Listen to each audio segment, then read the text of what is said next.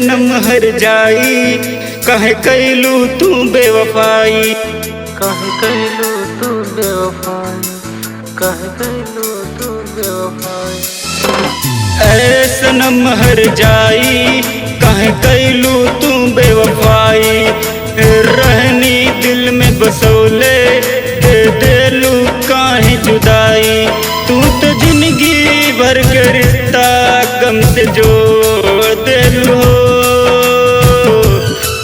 बोला का कमी तू पौलू दिलवा तोड़ देलू। बोला का कमी तू पौलू दिलवा तोड़ देलू।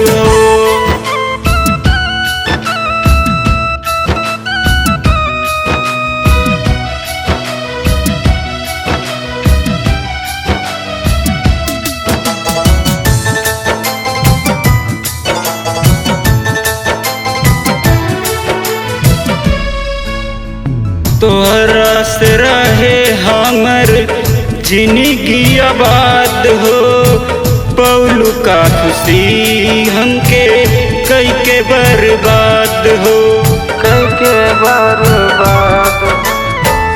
तोहरा से रहे हमर जिंदगी आबाद हो, पौलू का खुशी कई के हमके बर्बाद हो।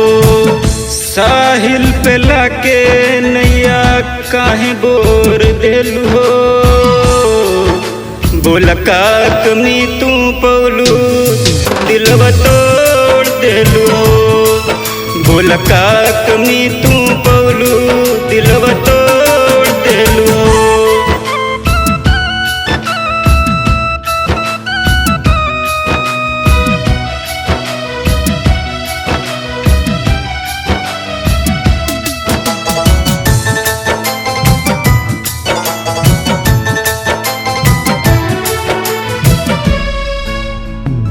रहनी हम मंगले रब से हाथ के रेखा में, छोड़ दे गुड्डू के केकरा देखा देखी में। रहनी हम मंगले रब से हाथ के रेखा में, छोड़ दे गुड्डू के केकरा देखा देखी में। आकाश के प्यार धन से तोल देलू हो। बोला का कमी तू पौलू दिलवा तोड़ देलू। बोला का कमी तू पौलू दिलवा तोड़ देलू।